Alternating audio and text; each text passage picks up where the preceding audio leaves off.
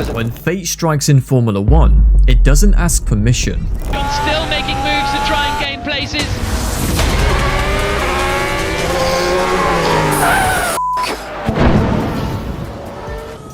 There are moments in Formula 1 that shake the very soul of the sport.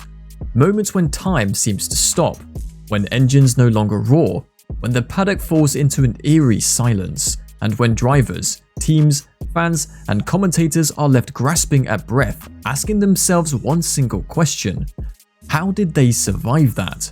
This isn't just racing. This is Formula 1's tightrope walk with death, a place where a blink, a bolt, or a burst can decide whether you make it back to the garage or you never return. These are not just crashes, these are brushes with the end. But in a sport built on milliseconds and millimeters, it's in these terrifying instances that the very best of Formula 1 reveals itself, not just in talent or technology, but in tenacity, in resolve, and in miracles. Let's go back to one of the most horrifying sights the sport has seen in modern memory. November 2020. The Bahrain Grand Prix. Romain Grosjean's car tore through the guardrail like it was paper. In a fraction of a second, the Haas split in two and exploded in flames.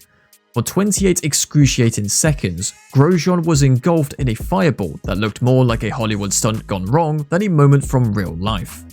But somehow, impossibly, he emerged. Burned, shaken, stunned, but alive. And for those few seconds after, the world held its breath. We called it a miracle, but in truth, it was the product of decades of heartbreak, of pain, of lives lost too soon, fueling relentless innovation in safety. The halo, once mocked by drivers and fans alike, became the unspoken hero. Grosjean himself had questioned its presence, but after that crash, he called it the greatest thing we brought to Formula 1. Yet even beyond the halo, there was so much that kept him alive. The safety cell, the energy-absorbing nose, the hands device, his race suit, fireproof to within seconds of human tolerance, the barrier, which, despite failing to keep the car out, absorbed enough kinetic energy to prevent a fatal outcome, the helmet, sealing him from the worst of the smoke, and Dr. Ian Roberts, who ran towards the fire when every human instinct says to run away. When Grosjean stood in front of the media just days after, hands bandaged, eyes wet, voice trembling, he didn't speak like a man who had survived. He spoke like a man who had seen death, and chose to fight.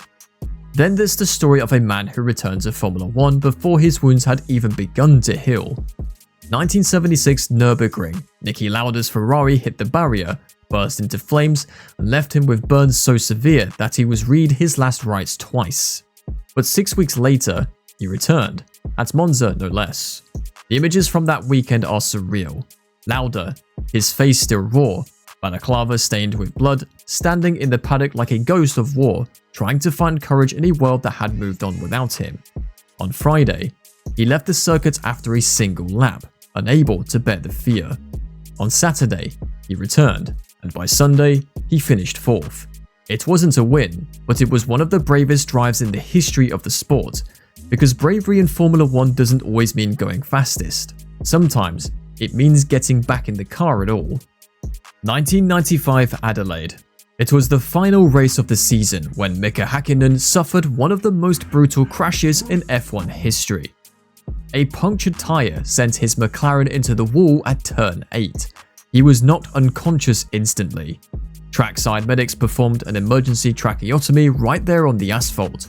His jaw had locked, his airways were closing, he was turning blue. The decision to cut his throat open, just to let him breathe, saved his life. The next few months were a private hell. Nerve damage meant he couldn't close his eyes to sleep. The trauma lingered longer than the scars, but 2 years later, Hakkinen won his first Grand Prix. A year after that, he became world champion. For a man who almost lost his voice forever, he spoke volumes with his driving. Montreal 2007. A weekend written into Formula 1 history as the moment Lewis Hamilton claimed his first Grand Prix victory. A landmark win, a cultural milestone, a new era born under the Canadian sun. But for a few haunting moments that day, none of it mattered, because on lap 27, time stopped. Robert Kubica, then in just his second season in Formula 1, clipped the rear of Jarno's Trulli's Toyota, ran wide onto the grass at over 180 miles per hour, and hit a hump that launched his BMW Sauber into a nightmare. The car lifted, twisted midair like a piece of paper in a hurricane, and slammed into the concrete wall at just over 186 miles per hour. 75 Gs. That was the force Kubica's body endured, enough to bend steel, enough to stop a heart. The crash was violent, the aftermath eerie. A puff of carbon fiber dust, the car in shambles, its nose torn away, debris strewn across the circuit. Silence fell like a curtain. Marshals froze. Broadcasts held their breath. And for a minute that felt like an hour, the world feared the worst. Then, impossibly, movement. Kubica was alive. Mild concussion, a sprained ankle, that was it. In any other sport, those are injuries that bench a player. In Formula 1, on that day, they were cause for celebration. Not because they were minor, but because they should have been so much worse. What saved him? The answer is not one thing. It's everything. The survival cell, the hands device, the crash structure that absorbed the energy of a near-deadly impact. And fate. Perhaps that too. Kubica would miss just one race. He returned in France, sharper than ever, and within a year, he would become a Grand Prix winner. But those who watched that day remember something deeper. Not just a crash, but a reminder that Formula 1 walks the edge.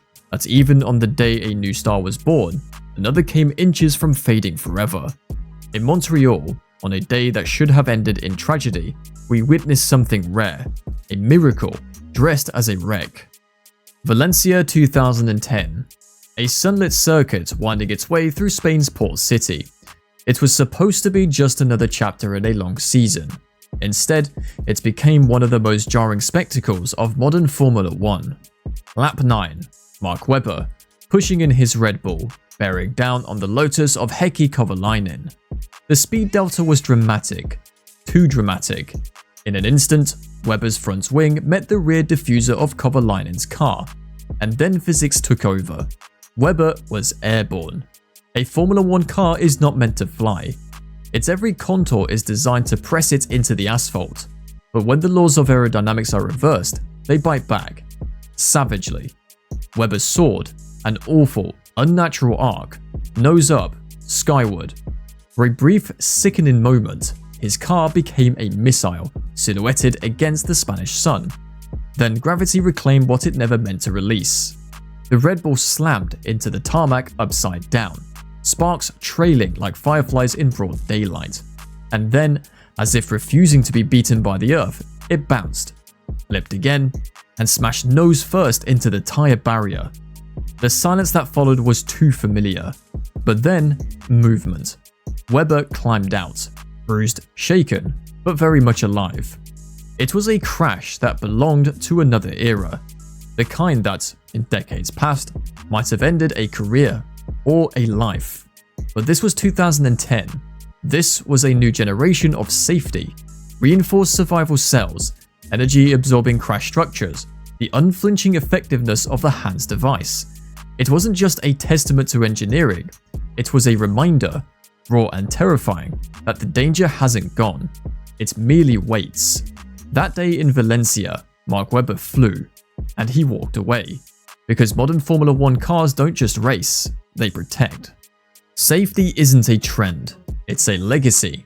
Every crash listed here should have ended a life. Statistically, realistically, viscerally. And yet, they didn't. And that speaks not just to fate or fortune, but to a sport that has taken its pain and turned it into progress. The halo, once laughed at, now saves lives. The hands device, born from NASCAR tragedy, is now mandatory. Fireproof suits that give a driver up to 20 seconds to escape a blaze. Helmets that can withstand incredible impacts. Barriers designed to crumble, to give, to bleed energy, so that the driver doesn't have to. Even the medical response team, one of the most elite in the world, sits ready to act within seconds. They don't race for podiums, but they win lives. Still, as much as Formula 1 has evolved, one truth remains. This sport will never be truly safe, and it never pretended to be. Because danger is baked into its DNA. It's part of the thrill. It's why millions tune in every weekend. It's why legends are made, not just in victory, but in survival. But for all the romance of risk, there's a responsibility too. To remember that behind every helmet is a human being. That every crash sends shockwaves not just through carbon fiber, but through families, friends, and fans. And that every miraculous escape should be a lesson, not a justification. That death, in Formula 1, is not a forgotten visitor. It still waits in the shadows, watching closely. But in this new era, powered by science, driven by compassion, and fueled by an unrelenting commitment to safety, death doesn't always get its way. Grosjean, Lauda, Kubica, Hakkinen, Webber, they all had their moment, their final scene nearly written. And yet, they turned the page, because in Formula 1, sometimes, should have been the end becomes just another chapter in an unforgettable story. Let us know what's the moment that shook you as a fan. Which crash, which comeback, made you stop and reflect on just how close the edge really is in this sport.